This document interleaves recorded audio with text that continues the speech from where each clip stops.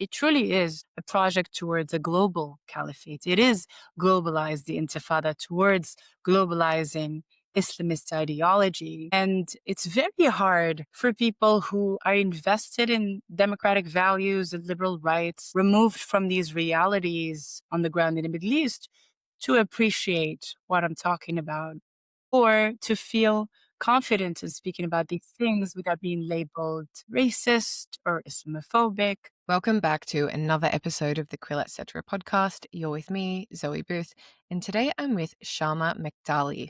She's a Moroccan-American artist, activist, and policy advisor whose work bridges the worlds of cultural preservation, de-radicalization, and Middle Eastern diplomacy. She was born in Casablanca in 1992 to a Muslim mother and a Jewish father of Amazigh descent. Chama draws from her richly layered heritage to promote coexistence between Muslim and Jewish communities across North Africa and the Gulf. And she recently convened the first ever Abraham Accords Deradicalisation Summit, helping develop cultural frameworks for regional integration in the post-normalisation era. In this conversation, we discuss her recent essay on Qatar's ideological influence in Western institutions. As we'll go into in this podcast, Chama has been trying to sound the alarm on Qatari censorship, especially in DC. But when she tried to get her work published, no one would publish it because everyone's in bed with Qatar, which is really scary. We also talk about the end goals of Qatar, which she believes is a global ambition of an Islamist movement, which again is pretty scary. Chama is an expert in this topic. She grew up in Morocco. She spent a lot of time in the Gulf, and now she lives in New York. She grew up going to a Muslim school. She knows Islam very well. She's also Jewish and she knows Judaism. She knows Israel. So I'm not sure there's anyone better to listen to when it comes to the topic of how we can all share this world together, Jews, Muslims, those of us who are neither, but who are liberals and have an interest in coexistence and tolerance. So I hope you enjoy this podcast. I definitely did. I was blown away by just how much Chama knows. And again, I'm just blown away. Not only is she stunning, she's also so smart and an expert in her field, but also an artist. And God, what can't she do? That's my question. If you do like this podcast, please share it widely. And without much further ado, let's get into this conversation with Chama Mechtaly. Well, thank you so much for joining me, Chama. Thank you for having me. I've been very inspired by your work, your advocacy online, and of course, you've written a fantastic essay for Quillette, which, not to, to blow your ego too much, but everyone is singing your praises. The whole team is very excited about it, and we've had so much good feedback. The analytics are popping off. A lot of people are reading it. A lot of people are sharing it. And I can see why. It's a fascinating essay about a small but very influential country that not many people know about, but you know a lot about it. It's called Qatar. Yeah. Or Qatar, as you say. Could you tell us a little bit about what prompted your essay? This is an essay that really came out of a lot of frustration for me. As readers will find out from the essay, I had been really trying to hold Qatar accountable for their massive role in October 7th. And in the polarization and this environment of extremism, of polarization, of division that is tearing the West apart and tearing friends and communities and families apart. And it really started on October 8th for me because I had spent close to 7 years in the Gulf. I understood the differences between the UAE and Saudi and Qatar and Kuwait and Oman. And it was very frustrating for me that when I brought up Qatar across policy spaces, media spaces, activism spaces, starting from October 8th, no one knew what I was talking about.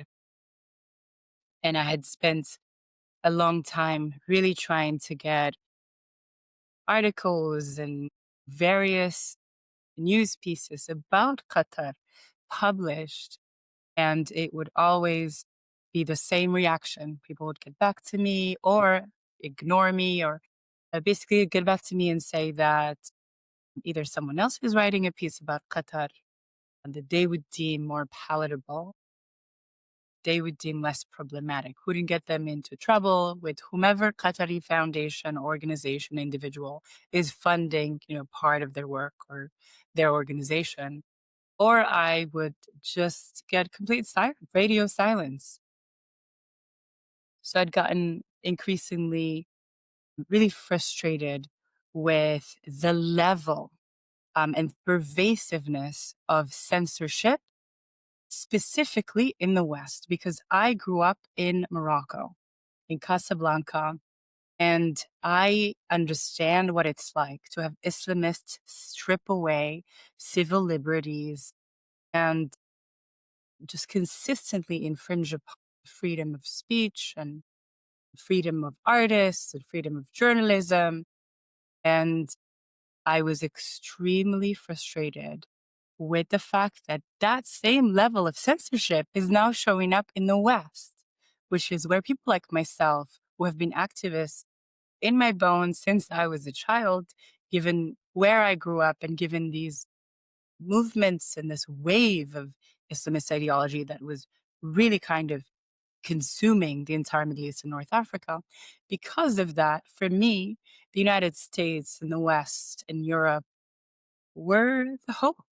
They were those beacons of civilizational strength and liberty and freedom and just really that the ecosystems that would nurture freedom of speech, not stifle it. So that's Mm. where the piece came from. Yeah, and in the piece, which I highly recommend everyone read, you go into some specific details about just how powerful Qatar is in the US in particular.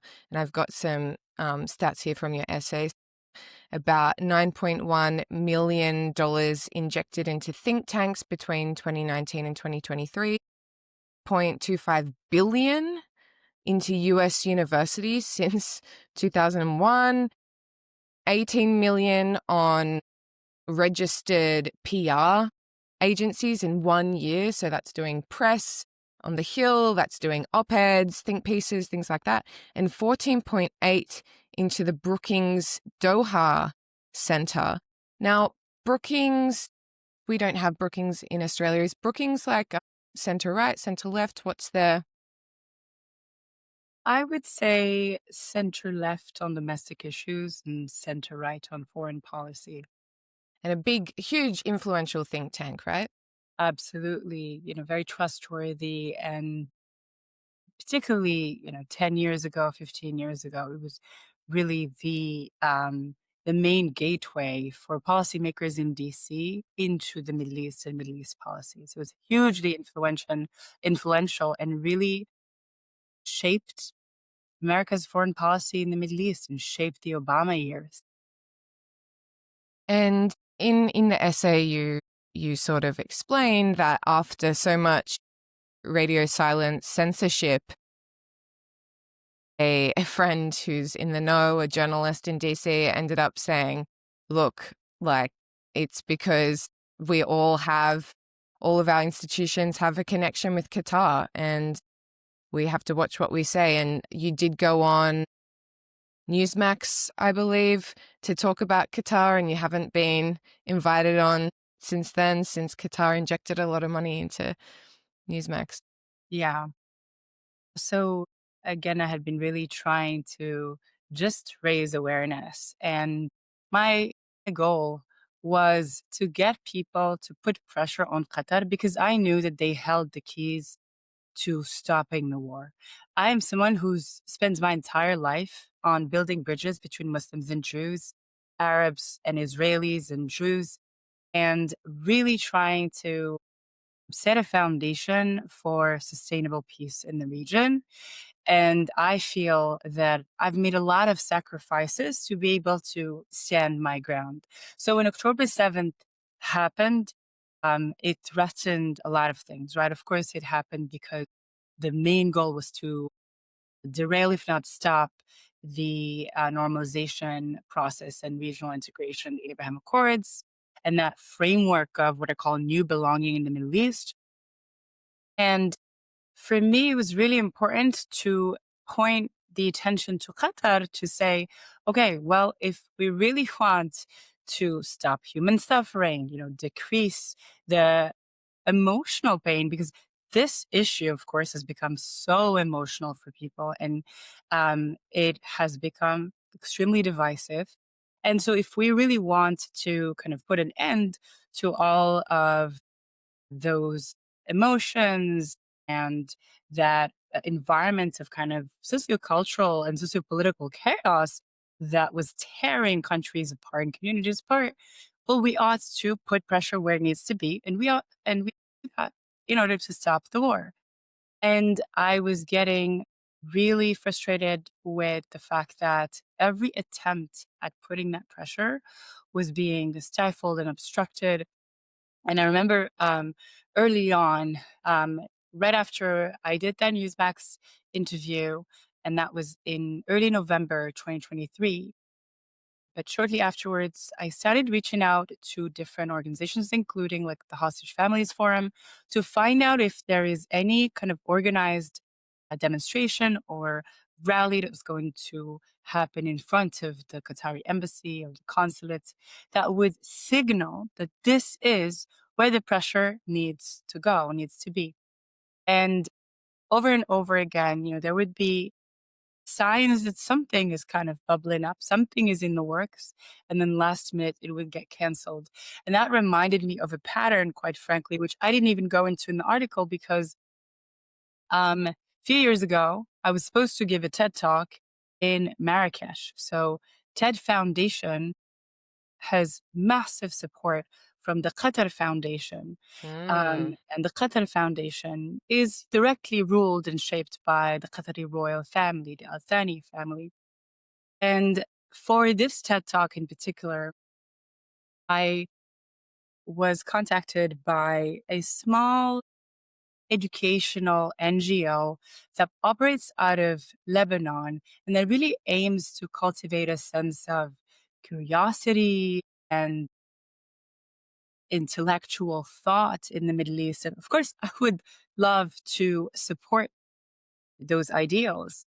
And so they asked me to do a talk in Marrakesh and to really focus on the things that I know best. And as someone who had been progressive my whole life, I know best the subjects of diversity and inclusion and belonging. And so that was going to be the aim of the talk. Last minute, after I'd already showed up to Marrakesh, I was told that I can't do the talk anymore because, of course, I'm certain that someone in the leadership of the Qatari side of the organization found out that I'm a Zionist, that I support Israel, that I'm an activist for the Abraham Accords and for the reconciliation process between Muslims and Jews, and decided that I'm not the right person to speak in this university campus in Marrakesh and to speak to young people. So that's when I knew that they are invested in actually derailing and stopping progress and development and conflict transformation in the Middle East. And because of that, they're competing with this other project that has been going on in the Middle East. And it's a project that is really pioneered by the UAE, by Bahrain, and by Saudi Arabia, which aims at de radicalization, particularly cultural and social de radicalization, and aims at moving the region beyond the grievances, beyond the sort of oppression Olympics, beyond the narratives that held this entire region back, and really setting the Middle East up for what I call the next chapter of civilizational strength in the area. So, why do you think Qatar is so against that? What do they have to lose from a liberalization and from, the UAE, Bahrain, Saudi going down this path? So they stand to lose a lot of things, and I go into those details in the article, and I hope that people will actually bear with me and give me some attention span, because I think it's really interesting to get into where Qatar is coming from. And I explain that it's not necessarily something that began as ideological, it was pragmatic. Qatar invested in this entire architecture around the Muslim Brotherhood and its extremist ideology because they had analysts from Brookings and Rand and other institutions that basically projected what the architecture and the ecosystem of power is going to look like across the Middle East and North Africa over the coming, not the coming now, but at the time, we're talking late 1990s, early 2000s. They were projecting that by 2020, by 2010, 2011, East and North Africa is going to be mostly ruled by Islamists. And lo and behold, what happened in 2010, 2011, the Arab Spring happened. And the Islamists had been really working over decades to create an environment in which they can take over almost overnight. And that's what they did in many cases. We saw the rapid ascent of the Muslim Brotherhood in Egypt with Morsi, in Tunisia with the Ennahda party. Even before then, the Houthis in Yemen, who took basically the entire country hostage. And so they made the right prediction, to be honest, and it was a very strategic prediction. And that is what allowed them to have so much influence over the region. At the same time, they also invested in news outlets, media outlets like Al Jazeera, but not only Al Jazeera. And this is what made countries like the UAE, like Bahrain, like Egypt, actually ban Al Jazeera during the Arab Spring because it was fanning the flames of the Islamist takeover. And this is exactly how they work. And I would love to explain to our audience if we have the Please time. do. But basically, they are really invested in one, minimizing and decreasing, and really eroding trust between people and institutions, people and kind of legacy media. And then they erode trust in the economy and in the governments or the monarchies, in the case of monarchies across region, to provide any opportunities for upwards mobility and sort of socioeconomic transcendence. And they do that particularly by engineering these economic boycotts, right? So they start with Israel. Israel's committing genocide. And so therefore we must boycott Israel. And who else do we boycott? Any country that has business with Israel. So we start with the United States, and then we look at, today I saw a piece by AJ Plus. They have a journalist called Dina Takuri. I looked into her after you mentioned her. Wow, that's a rabbit hole. That is a Thank you for rabbit hole. bringing her to attention because she's pretty Yeah. terrifying. And here is the interesting part. We know Ireland has been very vocal about Mm-hmm. their pro-Palestinianism. Yep. And I say Palestinianism to quote Einat Wilf because it's not actually being pro-Palestinian, right? And it's actually really dismissive of Palestinians and damaging to Palestinians. They bring up Ireland as an example and they say Ireland has been pro Palestinian. However, it hasn't boycotted in terms of its military and defense relationship with Israel, in terms of its sort of health tech industry relations with Israel. And so they create this environment of economic unrest to create more turmoil, more social dissatisfaction. So people get out to the streets and they protest, and then they want a different government. And then who has been on the ground building grassroots movements very effectively, specifically in places where there's a power vacuum, where there is governmental negligence, right? So we're talking minority groups, we're talking disenfranchised communities. That's when they tip the balance of power, right? Because they have been building a relationship with these communities over time. So this is the strategic, pragmatic part. Now, Qatar, post blockade of 2017, Saudi really tried to almost strong arm Qatar to divest from the Muslim Brotherhood and to break up with the Islamic Republic. And it wasn't working. And this is kind of the peak days of the Arab Spring, where there were literal threats on the sovereignty of these countries. And so Saudi Arabia, along with the UAE, decided to blockade Qatar quite overnight in 2017. And that's what I really go into in the article to allow people to understand that transformation from the pragmatic investment to this really ideological, almost new brand that started to define the post blockade Qatar.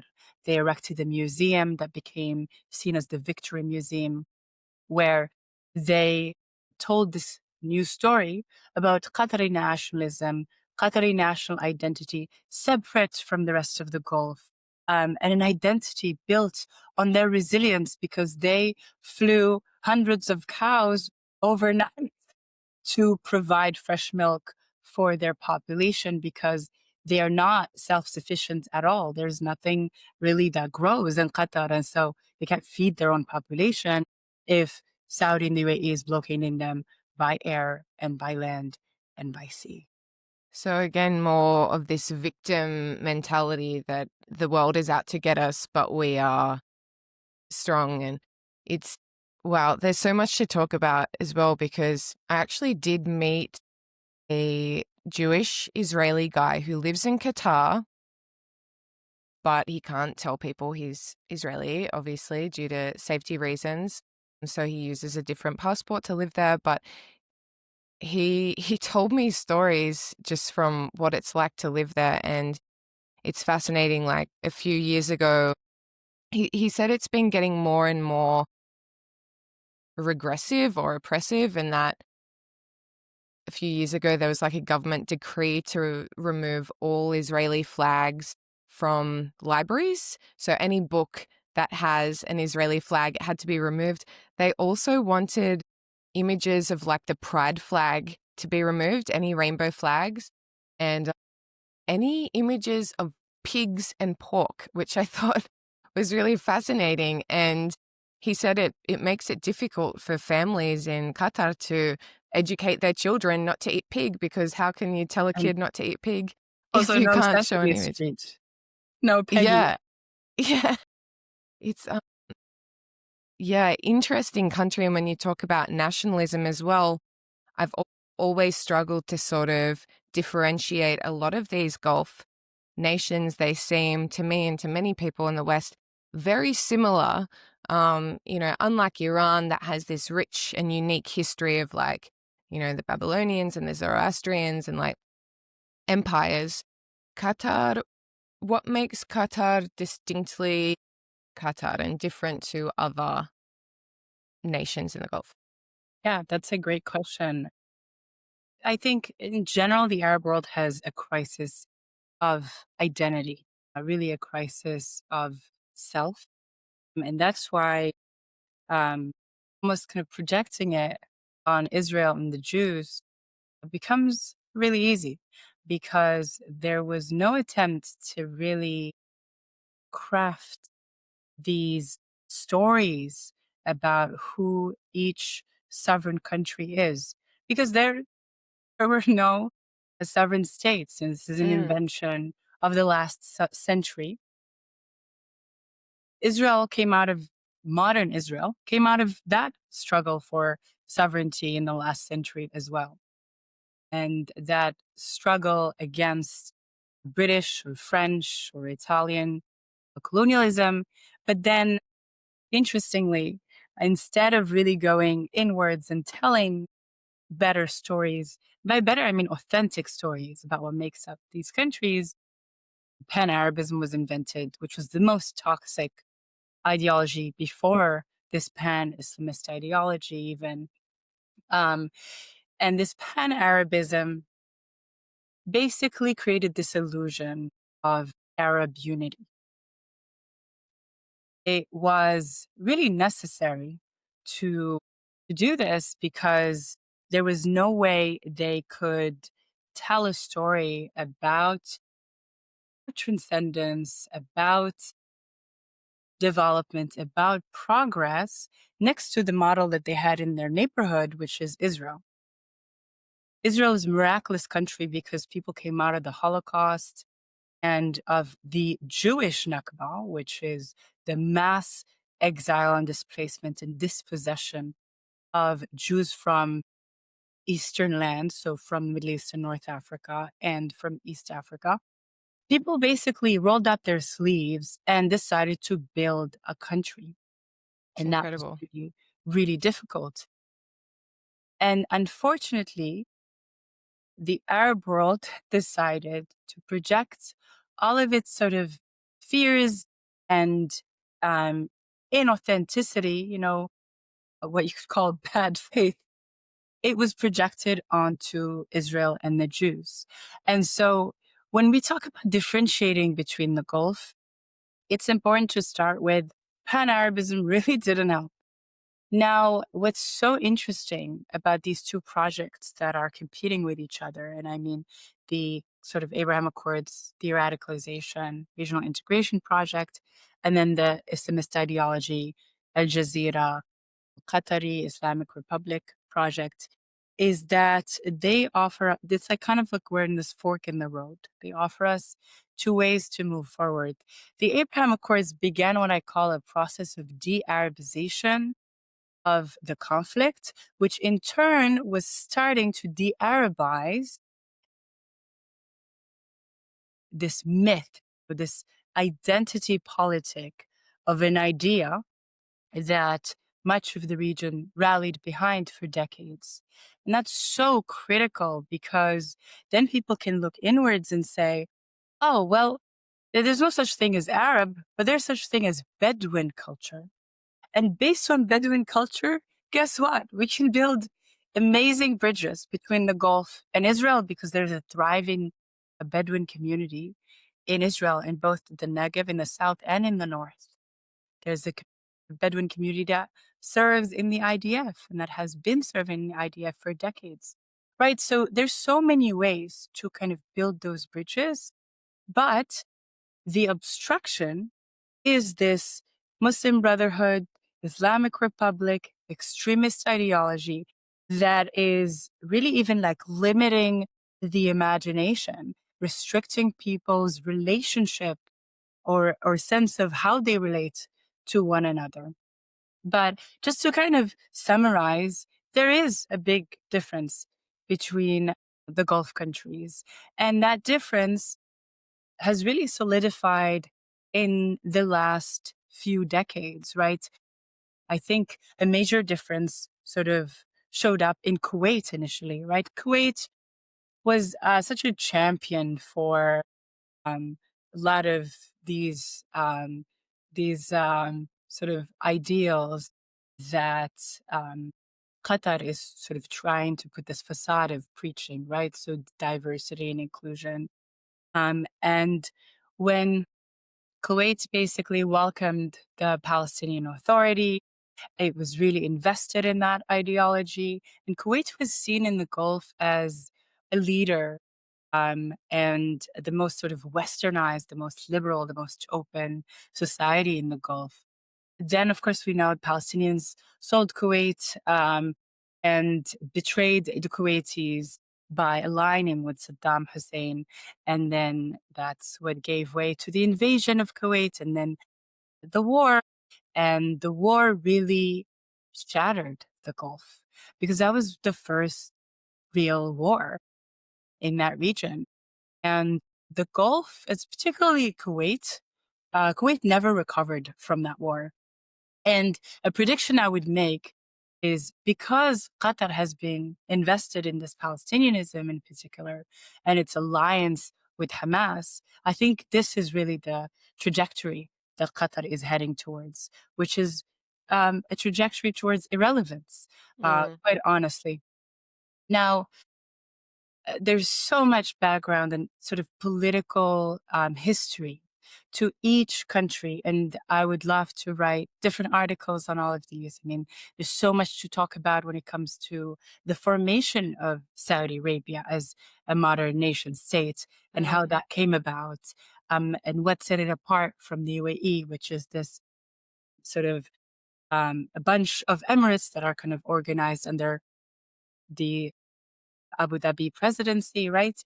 And so there's a lot of differences, but one thing to understand is I think part of the insecurity of Qatar is that it was technically supposed to be just another emirate Mm. that was going to be part of the UAE. And I think last minute, the Qataris pulled away from that project. So I think there's also this very fascinating dynamic, which you'll see much more socially, when you live there and you have relationships with Khalijis in all of their diversity. What's Halijis?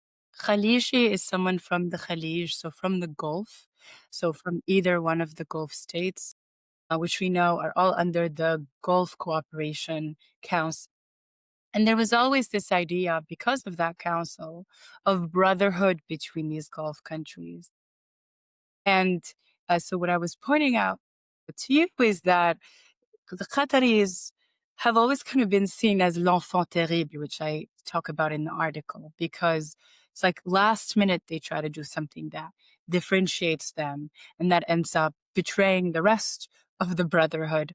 I think one thing that I didn't talk about, which would be really interesting to explore, is the relationship, particularly between Saudi and Qatar. And something that really stood out to me after the blockade of 2017, eventually post COVID, there were a lot more crises essentially to organize around. And the Crown Prince of Saudi Arabia made a visit, kind of like a reconciliation visit to Qatar, that was part of a visit to other Gulf countries. And it was something that was framed as okay, as we are on our way to develop our country towards Vision 2030, we want to make sure, quote, that we don't leave any of our brothers behind. And that was really an interesting, I think, rhetoric to use, particularly with the Qataris, because it was signaling, okay, well, we want to turn a different page and we want to move away from this environment of, strong arming Qatar and pressuring them, because they also realized it didn't work and it made them even more radical. And this was also after the many failures of the war on Yemen.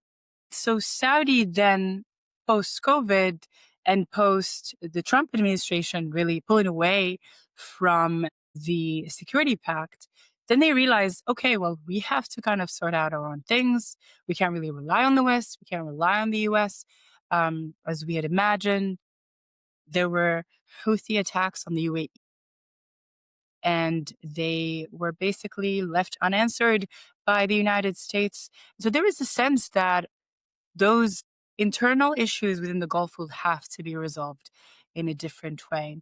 And so I think in the next articles, hopefully, I'll be getting into more of these differences, because I think it's really critical and crucial that right now in the West, we understand who is a positive actor and a Mhm. moderating element in the Middle East and who is doing the exact opposite. Mhm. We lump them all together. We've seen what happened to London. Half of Mhm. London more is owned by the Qataris. And that is what explains the rapid turn towards radicalization and extremism, not just in protests and rallies, but in political institutions, in speeches at the House of Lords. Members of parliament, mayors. Say more about Qatar's influence in London. I wasn't that aware of.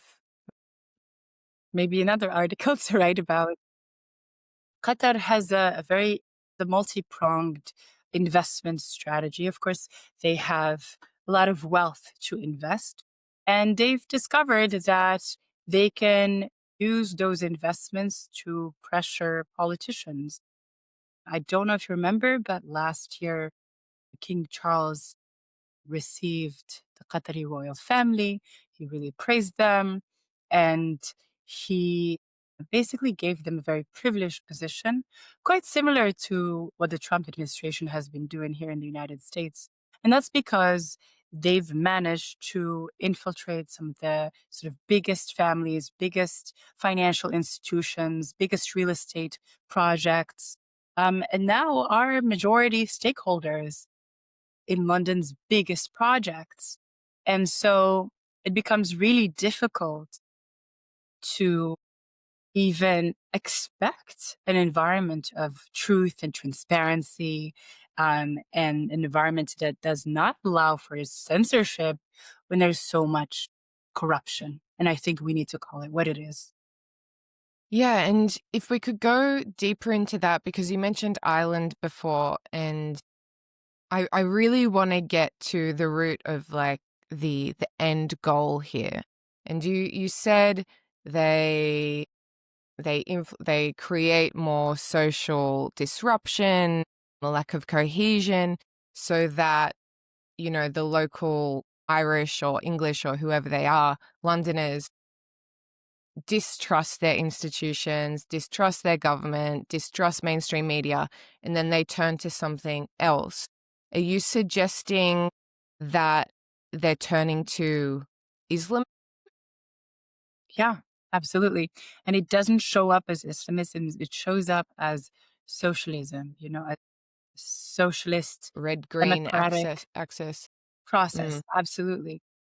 But the reason why you have a lot of people from Iran and from across the Middle East and North Africa speaking out against this is because we know. It's because we have seen it, we have been through it.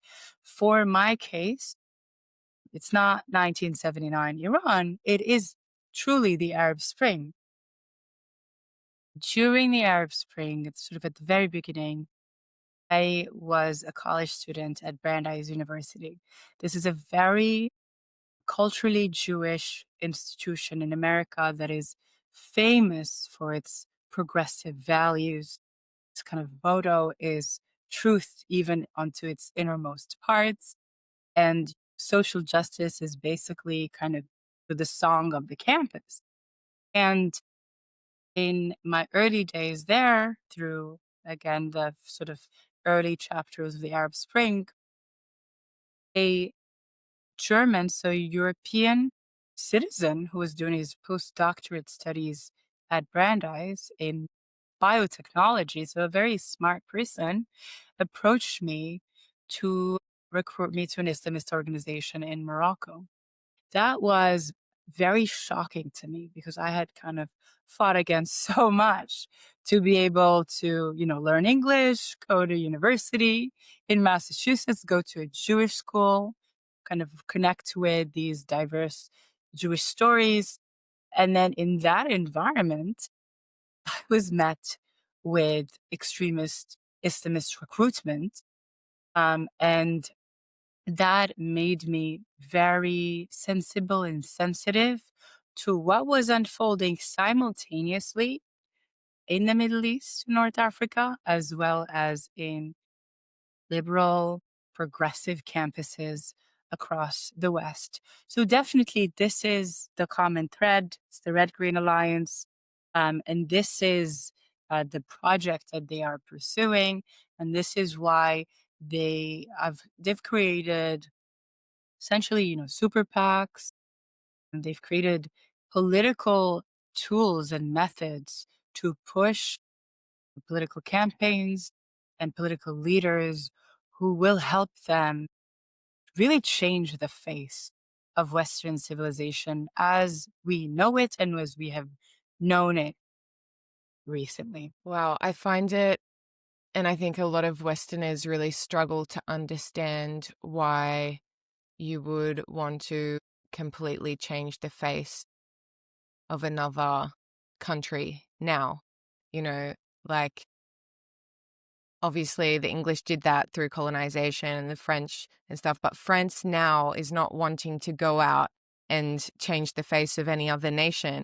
So why, maybe it's a dumb question, but why do Islamists want to change the West so much? Is it ideology? Is it that they truly think a caliphate or whatever is like going to make the world a better place? Or is it that it's a power thing?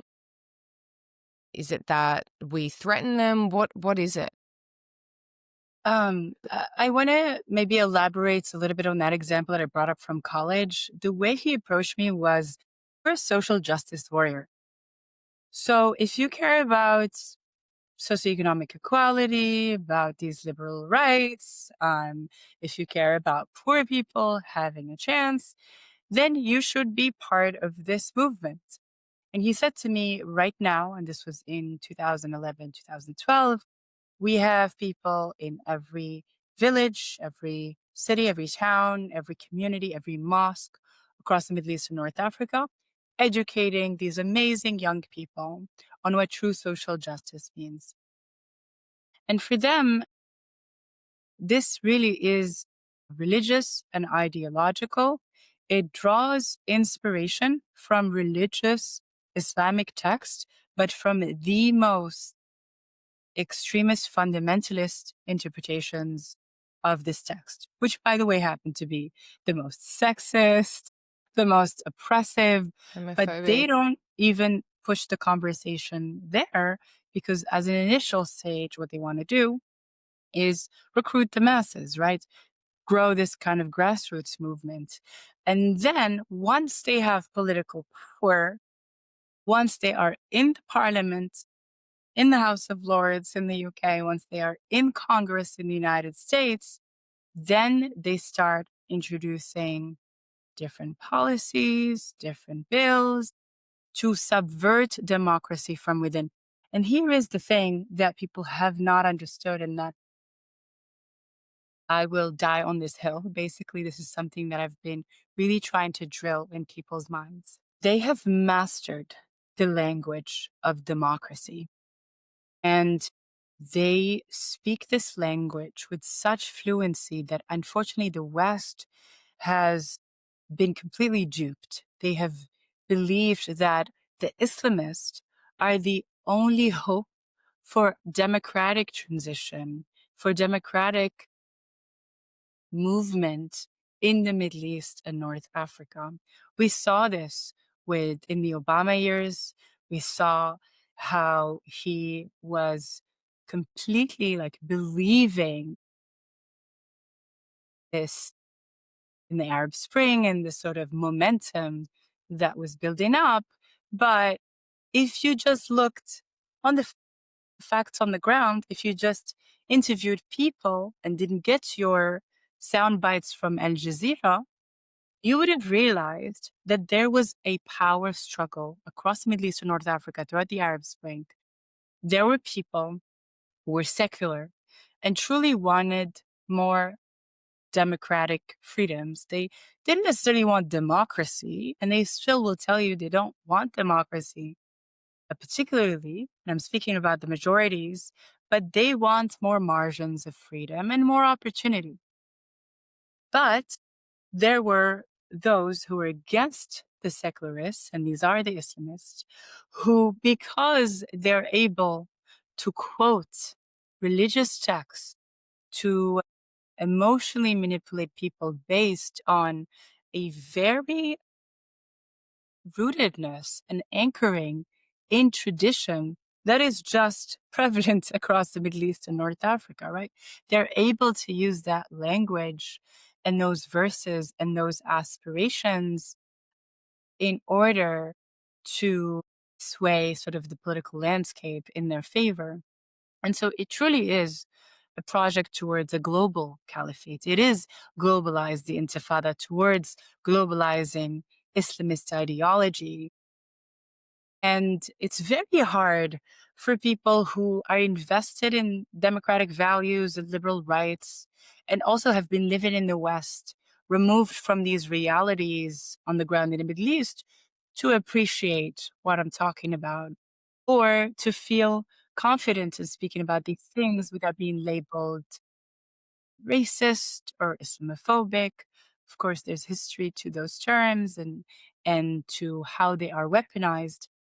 So I understand sort of the regular progressive person who wants to do the right thing and does not want to participate in racism and discrimination. But what I call on those people to do is to truly just go to the Middle East. And you don't have to go to Gaza, for example. You can go all over the Middle East. You can go to even safer and even more prosperous, more stable pockets of the Middle East. There isn't many of those. And you can just try to have conversations with the people on the ground, and they will expose to you these competing projects where people, I would say, if I had to create kind of a statistics off of the top of my head, I would say there's about 33% or 30% of people who aren't really ideologically motivated, but they want to bring bread to the table and they want to have equal opportunity.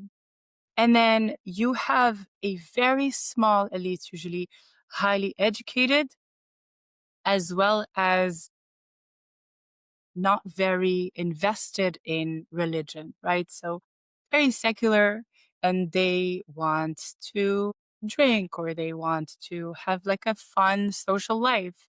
And that's a very, very small minority. And the reason why it's very small today is because the Islamists have been organizing the ground for decades, and really policing and banning and obstructing and punishing all of these secularists.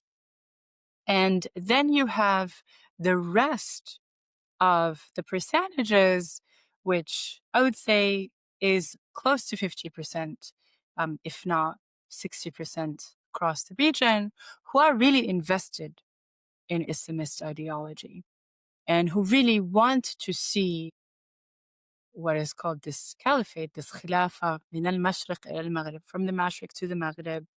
And they have been also brainwashed. And I think it's okay to call these things out and say that they've been made to believe that this is the only way they can have justice, they can have equity and equality, post colonialism. They've been prepped to have this kind of thinking today. And Israel and the Jews, as I explain in the article, are basically the symbol, the reminder that there is no decolonizing without stripping Jews of what they have, Mhm, without destroying, annihilating Israel and the Jewish people. mhm. I think part of it is also psychological because it really mirrors the failures of Arab and Muslim leadership across the region. Yeah, the success of Israel and the Jews is like a humiliation, right? They feel.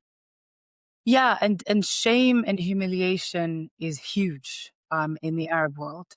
It's a huge way to exert power and influence. And if we go into sort of the social dynamics in families, for example, you can talk about honor killings, but you can also just be less extreme and talk about sort of older brothers and siblings and uncles and fathers feeling pressured to rein in anyone who thinks differently, right? And the immense social and political pressures exerted on the population against being a free thinker. And this is really baked into the education system. And I'm someone who went through a public high school system in Morocco. And so I had to go through Islamic education classes. I've taken Islamic education for 12 years. And the irony for me, because Morocco is a bit different, is that I stepped from Islamic education class into philosophy class, and I was boiling with questions, and I was the only one asking those questions out loud, and I was surrounded by my peers at the time who said, "You're going to hell, and how dare you question these things, and you have no right," and really kind of this effervescence of censorship, of policing around you. And so, of course, we don't have as many allies for liberal values, for Israel, for moderation, because there has been a systematic project on the ground across the region to brainwash people, to strip away agency, to strip away a critical thinking. And so, and this subversion and the power of subversion that the Islamists exert very well is that instead of allowing people the sort of environment of critical thinking, they just then say, well, you don't have agency because of the colonizers. You don't have agency because of the legacy of French or British colonialism, or because of the Jews, and because of Israel, and because of the Americans. Right? I grew So up we're in Morocco. shifting the blame. Yeah, yeah, I was in Morocco when 9/11 happened, and I remember how people internalized it, and it was, of course, now there's all of this anti-Muslim sentiment and all of these wars that are going to happen because the West does not want us to progress and to develop. And it's like, well, but who was committing terrorist attacks in the heart of Casablanca? It was the Islamists who blew up hotels and the Jewish community center and any cafe, any space that hosted liberal thought, secularists, places, very limited places at the time in particular, where people could have an open social life, where they could drink alcohol, where It's they like could Stockholm exchange syndrome. ideas. Yeah, Yeah, it's very scary, and I guess it that leads on to my next question. I want to get to two more topics. We really need to talk about Trump too and what's happening there, but I did want to talk about more on this topic of Islam, your everyday Muslim versus Islamism, because unfortunately, I think like many people, I have become jaded after October 7th. I've always been a very liberal person. I was very woke in my teenage years and early 20s, and I wanted to volunteer. And I thought, what is most the group of people that needs the most care and work in Australia? And I thought Muslims. I thought Muslim Australians are the most prejudiced. There's so much Islamophobia. It's the biggest issue in Australia. So I dedicated hours a week volunteering with newly arrived Syrian and Afghan refugees, and it was a very good learning experience. But all that to say that since October 7th, I've really changed my mind, and I'm feeling very hopeless that Islam is compatible in the West. I think individual Muslims can really contribute and can add a lot to Western societies, but I do fear that a growing population, and it sounds really gross and xenophobic. I just don't know how to deal with how I'm feeling, yeah, my concerns and my fears. that's a great question. And it really says out loud what a lot of people are feeling and are afraid to say. So I applaud you for saying it out loud. Here's what I think. It's very hard to reconcile um, Islam and Western civilization, given these decades of extremism, given the fact that the Islamists in particular have championed the most fundamentalist interpretations of Islam. There are Islamic philosophers and Islamic feminists who have been trying to interpret Islam in reformist ways. But then what happens to them? They are killed, they're hung, they're persecuted, and they're punished, and their books are banned and burned, etc.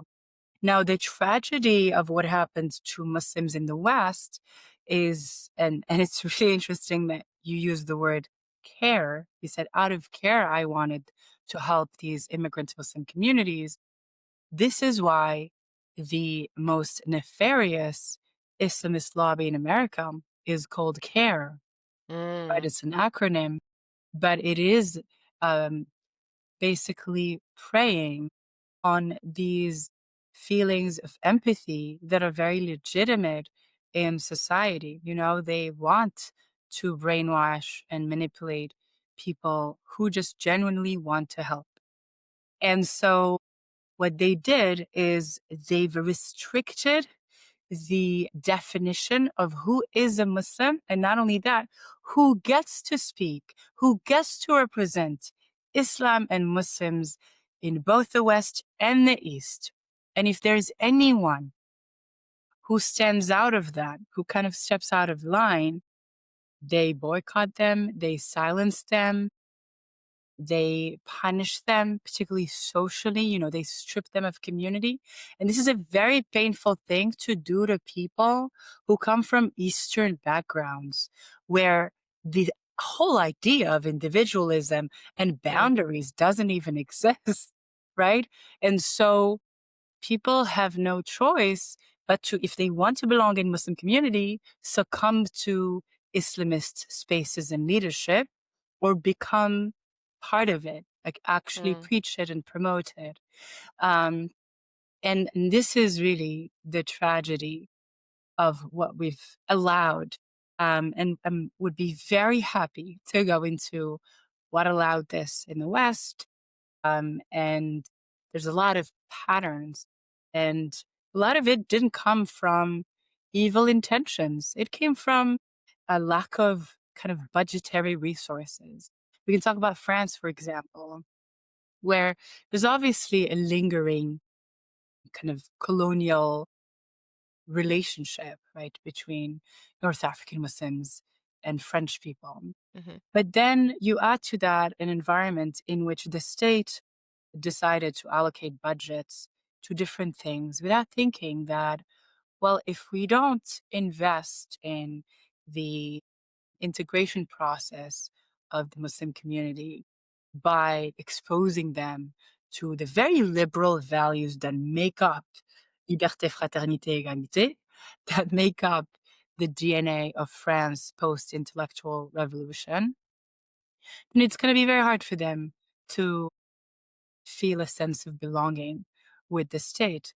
And another brilliant success of the Muslim Brotherhood in particular is that they use that gap, those vacuums, to their advantage. So Mm. they built mosques, they built communities, they've invested a lot of money, they've met a lot of socioeconomic need as well as sociocultural need of the community in Europe and the West by setting up Islamist spaces and discourse.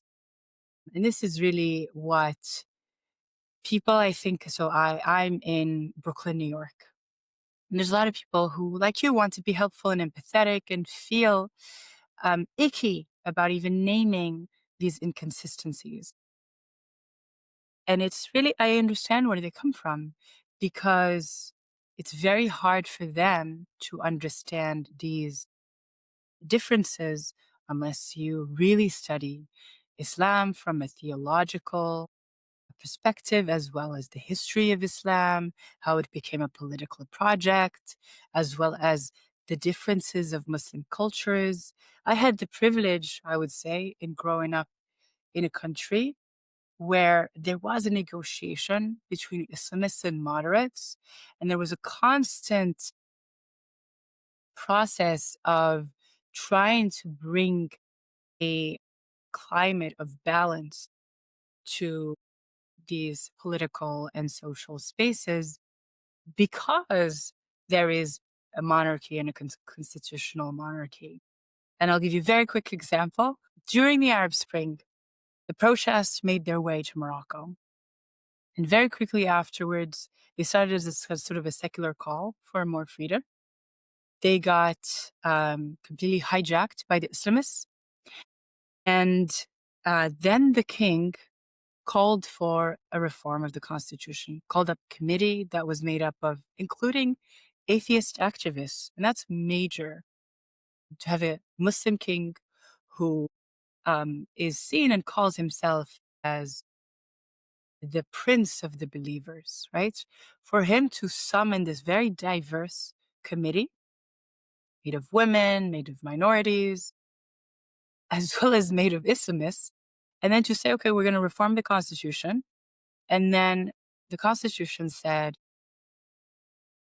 so one of the first things that were reformed is the sense of identity and belonging.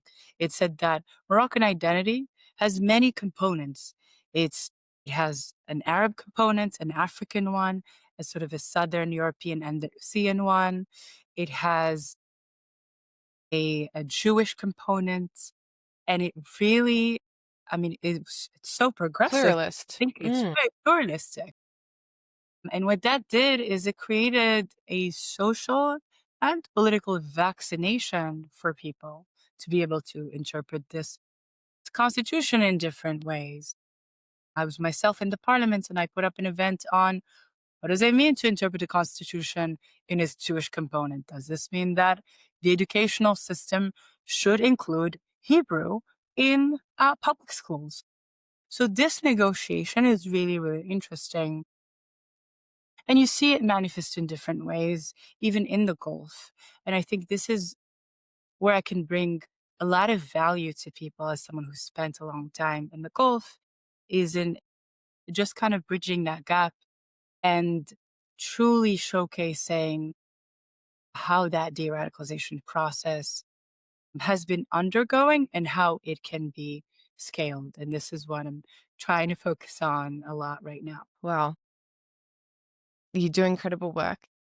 And it's great to hear you just have such a deep knowledge of the Middle East and Islam and Judaism.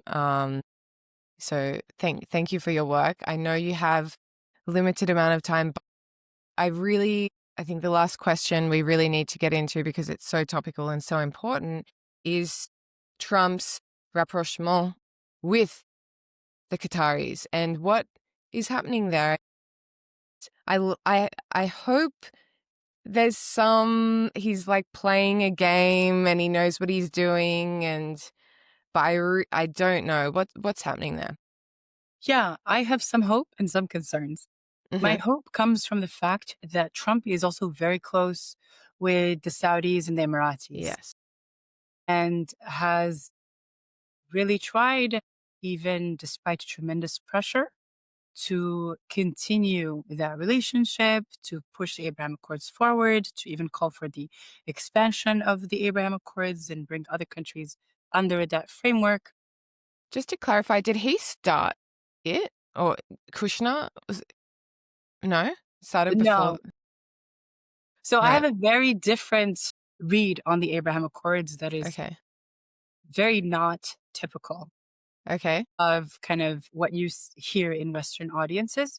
I think the Abraham Accords um, are were mostly led by these moderating and de-radicalizing countries. MBS, these Yes. guys. So we have a political leadership that was determined, particularly post Arab Spring, to find new ways for de-radicalization. Maybe we could do Mhm. another podcast on this because Mhm. it's very long. But I truly believe the foundation really came from the East. Trump presented an opportunity for the Gulf countries as well as Morocco and at the time Sudan. And that opportunity is in having a president who, in many ways, because he didn't come from the traditional political establishment, was willing to hear and to respond to the needs of, of this leadership and these communities. And he reacted and responded well. to those needs, that similar efforts were undergoing even with Hillary Clinton and with the Democrats before then, with President Obama at the time, but they failed and failed miserably. And so I think that instead of seeing them as a Western imposed process, an extension of white colonialism on the Middle East, I think they really are something that was organic and wasn't just top down, but there were many different religious and ethnic groups that were really interested and invested in creating a relationship with Israel. Because at the end of the day, they were facing the most horrific instances of Islamist persecution themselves and saw in Israel a model truly of a transcendence and liberation from Islamists. And so we can't dismiss that. That would be um, a colonial perspective, Hmm. right? To strip away the agency of the majorities of the region. Because I would say that the Pan Arabist Islamist group or class is very loud, but it's not what makes up the majority of people. It gets tricky because the Pan Arabist Islamist intellectual thought is very pervasive. So even people from minority groups who would find in Israel a natural ally have also been brainwashed to think that Israel is the enemy and that the West is an enemy to decolonization. And this is what Qatar has played a massive role as well. But I think Trump was the right person to help carry that forward and to institutionalize it in the United States. And so I have hope because of that. At the same time, I worry about a lot of the people that surround Trump. And I mean, and not limited to some of the sort of extremist Christian ultranationalists who are also very loudly and very publicly not just anti-Semitic, but very loudly anti-Muslim as well. Mm. Um, it comes from Like the Marjorie Taylor Greens, and yeah, I'm a bit out yeah, of it, but like the Tucker Carlson's, Tucker Carlson which is esque, yeah. interesting because it has become public that he's taking money from the Qataris as well. And Do you so think Trump is that influenced by these guys? I mean, they have such huge audiences that he would need to pay attention.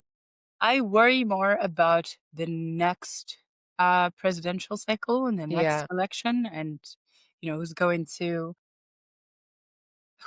come out of that, and who's going to have to cater to this sentiment, which I think is really growing at a rapid pace. And I heard it during the inauguration in Washington, D.C. And so I'm not afraid to call this out because it's real. I heard it, it's very prevalent. What Trump did, however, just to kind of bring this full circle, is that by providing a deal to the Qataris and kind of speaking the language that they want to hear. So saying, okay, you're worried about your own security, your own survival. We'll give you these security assurances. We'll take your money. We'll take the private plane.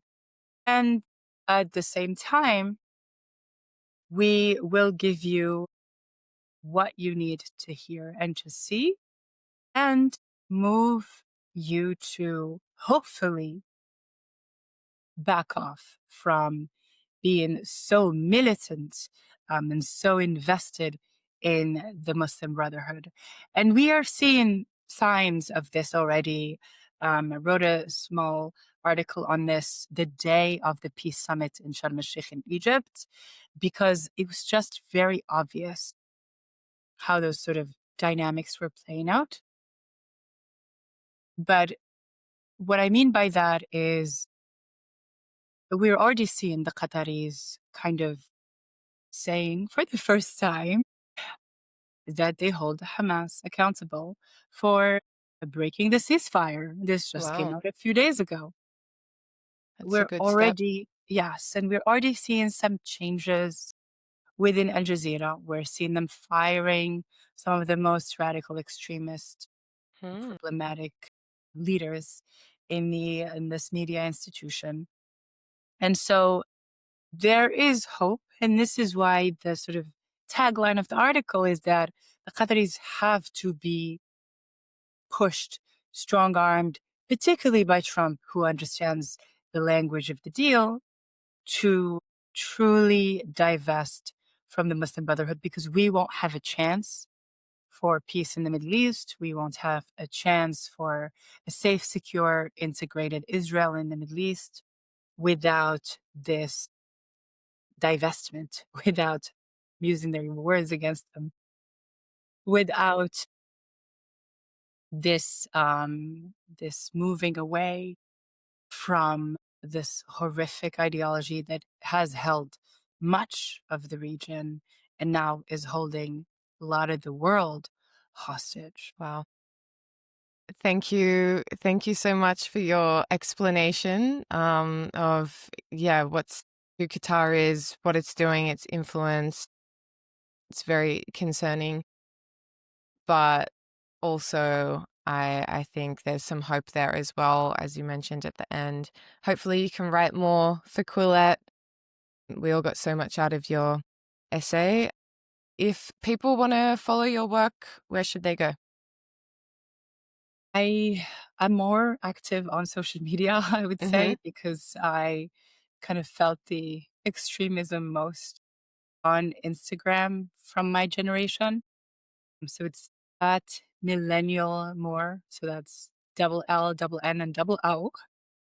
And on Twitter, it's C and then my last name, Mishtali. I'm writing more on Substack now, and it's called Peace After October 7th because I'm truly interested in weeding out the bad elements in the peace movement and calling them out and holding them accountable and exploring what peace will look like going forward. Beautiful. Well, thank you so much for your work and thank you for joining me. Thank you so much for having me. Thank you. Okay, please